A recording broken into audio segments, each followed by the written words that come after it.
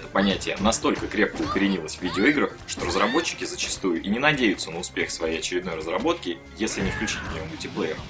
Эта система стала настолько простой в использовании, что нажав пару клавиш, можно соединиться с человеком в любой точке мира и совместно наслаждаться игрой. Онлайновые RPG, игры, в основу которых положен исключительный мультиплеер через интернет, вообще исключают однопользовательскую составляющую. Но как же раньше обстояли дела с мультиплеером?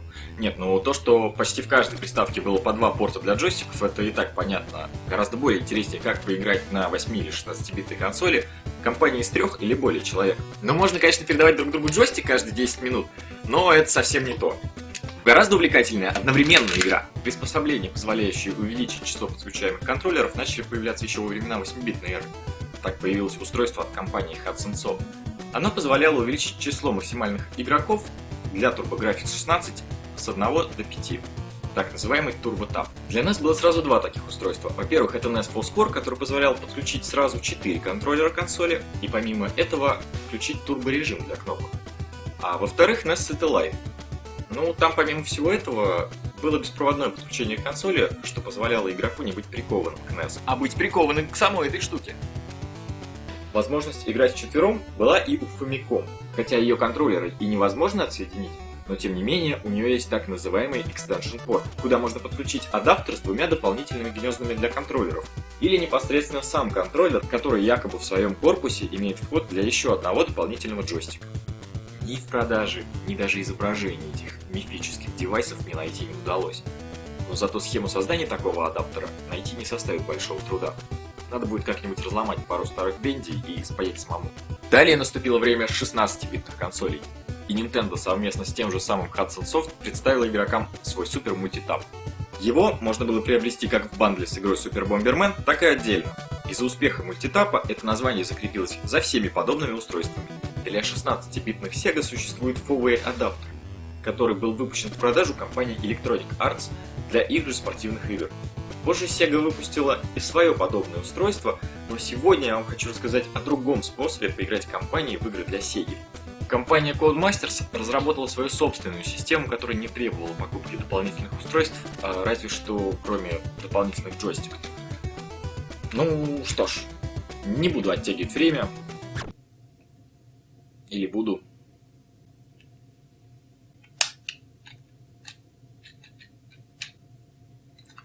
Ну ладно, вот он, J-Card. Такой картридж, помимо игры, имеет 2 дополнительных порта для джойстиков, прямо в корпусе. Таким образом, 2 из них втыкаются, как обычно, в приставку, а 2 из них прямо в картридж. И, ну, текст я забыл.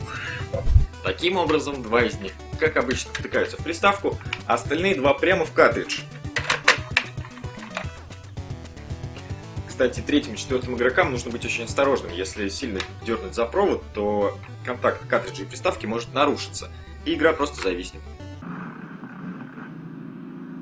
Помимо мегадрайвовских контроллеров, J-Card поддерживает и джойпады ее предшественницы Master System, и так называемые Normal Joysticks.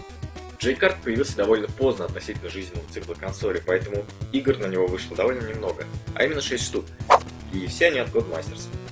Ну что ж, давайте по порядку. Первое это Pit Sampras Tennis. Ну, как вы, наверное, уже догадались, симулятор тенниса. И, нужно сказать, довольно неплохой симулятор. Ну разве что за исключением этой не совсем удачной адаптации фото самого Пита под 16-битную графику. Для 4 игроков режим только один, и это челлендж. 1, 3 или 5 сетов, 30 теннисистов, причем некоторые из них левши. Можно назначить имена игроков, по-моему, все, что нужно для игры компаний.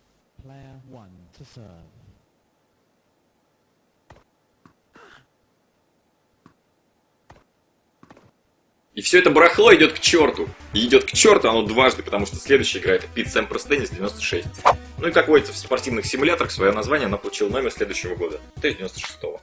И снова игра встречает нас стрёмной фоткой Сэмпроса. И снова для 4 только один режим челлендж. Персонажей всего 8, имена менять нельзя. В целом-то игра неплохая, но эти мелочи наводят мысли на то, что делалась она в спешке. И не так добротно, как первая часть. Ну, с теннисами все. Далее серия загнулась на Pit Sampras Tennis 97, который вышел для PlayStation и PC. Ее сейчас, кстати, хрен найдешь в продаже. Ну, далее самое интересное, потому что остальные 4 игры в жанре аркадных гонок. This is the Micro Machine Man presenting the most midget miniature motorcade of Micro Machines. Each one has dramatic details, terrific trims, stupendous styling, precision paint jobs, working wheels, Micro Machine cars of vast variety, including Lamborghini, Trans Am, Corvette, 4x4 Blazer, pickup Charger, and many more. Micro Machine planes, polished, perfect precision, like F-15, Corsair, Space Shuttle, P-51, Mustang. Micro Machine boasts a fabulous fleet of tugs, PTs, and speedboats. Talk about small. Micro Machines are less gargantuan than a grasshopper, as midget as a marble, and smaller than a silver dollar. Hey, Dad! You want to get more Micro Machines to add to our collection? Yeah! A miniature midget colossal collection of Micro Machines. Collect them, trade them, race them. The Micro Machines, set sold separately from Galoob. They're really small. Да-да, именно микромашинки. Видеоигра, в которую играли все в 90-х. Конечно, ведь она выходила для более чем десятка платформ. Эта серия была основана на маленьких моделях машинок, лодок, вертолетов, самолетов, да всего чего угодно. Мультиплеер для 4 игроков был доступен еще в первых микромашинках.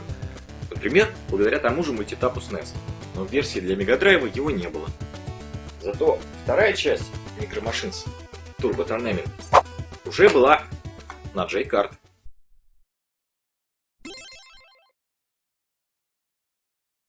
Если третий и четвертый джойстики не подключены, то и в меню только режимы на одного или двух игроков. То есть, играя в наши бесконечные пиратские картриджи, мы не предполагали, что в главном меню этой игры на самом деле на 3 пункта больше. В игре для 3 и 4 игроков 3 режима: проехать одну трассу, устроить турнир и тайм-триал. Выбрали интересующую вас трассу или турнир, назначили имена и вперед. Задача вырваться в лидеры, оставив всех за экраном. В конце каждого мини-заезда начисляют или отнимают очки в зависимости от вашего места. Полностью заполнил шкалу своего цвета, и победа твоя. Игра вчетвером микромашинкой принесет вам море удовольствия. Будь то гонка по крыше, битва на губке в раковине, ралли по краю ванны или унитаза, полеты на вертолетах, гонки на лодках с воздушной подушкой или заезд по бильярдному столу. Тайм-триал на самом деле не требует 4 джойстиков, потому что тут вам предлагают по очереди проехать 1 или 3 круга трассы. При этом каждый будет соревноваться с тенью лучшего на данный момент игрока. И последний режим — это командный. Тут уже ваша победа зависит не только от вас, но и от вашего напарника.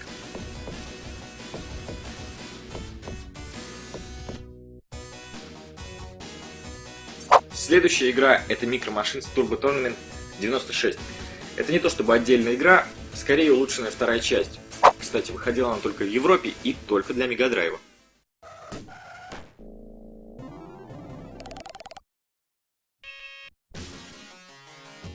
Основные различия этой версии. В ней присутствуют новые трассы, плюс некоторые обновленные трассы из второй части. Жаль, но гонки по ванной и туалету разработчики исключили. Видимо, там им было нечего улучшать. Помимо этого был добавлен конструктор трасс, который ранее был только в PC-версии второй части. Из мультиплеерных режимов тут все то же самое, плюс тайм-триал турнира. В общем, игра тоже замечательная, проработана лучше второй части, очень советую поиграть в компании. И, наконец, последняя из этой серии — Micro Machines Military. Вышла она только в Европе и только в Австралии, и опять же только для Мегадрайва.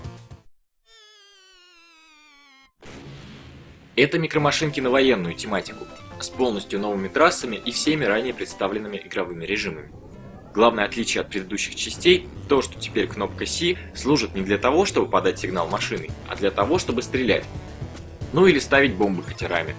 Помимо этого добавлен еще один многопользовательский режим Battle Arena. Тут важно не прийти первым, а вытолкнуть противника с небольшой арены и остаться одному.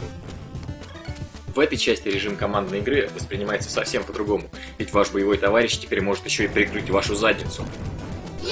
Кстати, во всех этих 3 микромашинках еще и батарейка встроена в картридж, чтобы сохранять рекорды и созданные вами трассы. Помимо всего этого, во всех них есть режим Player Share, в котором можно играть 8-ром. Нет, в картридже не появляется еще 4 порта для джойпада. Просто разработчики предлагают там поделиться половиной джойстика с другим игроком. То есть на каждом джойстике играют по 2 игрока. Один на кнопках направления, второй на основных. Кнопку газа никому нажимать не нужно. Микроскопические машинки едут сами. В такой путанице первый заезд обычно выглядит вот так.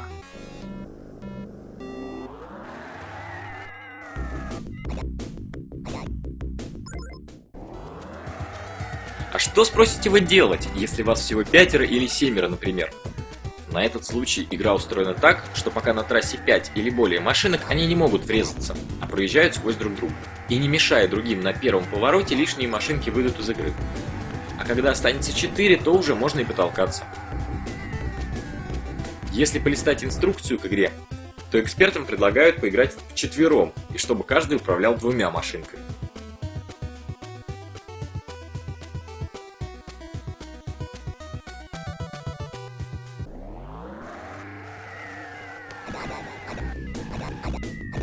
В общем, серия интересная. Ну, возможно, она даже заслуживает отдельной передачи, но сегодня мы говорим о J-Card. Последняя игра, выходившая на J-Card, носит название Super Skidmarks. И несмотря на то, что на обложке у нее корова в темных очках и на колесах, это все-таки автомобильный рейсинг.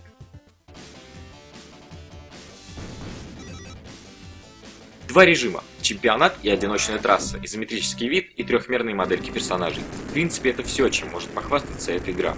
Довольно весело, но не так сильно захватывает, как те же микромашинцы.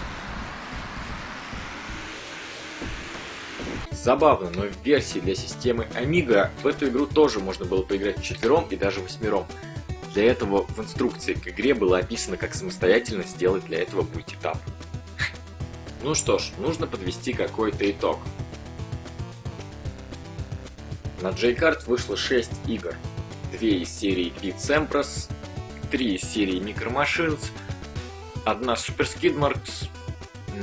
Если прочитать по первым буквам, получается PMS. Что же это могло бы значить? Какой-то месседж от Codemasters.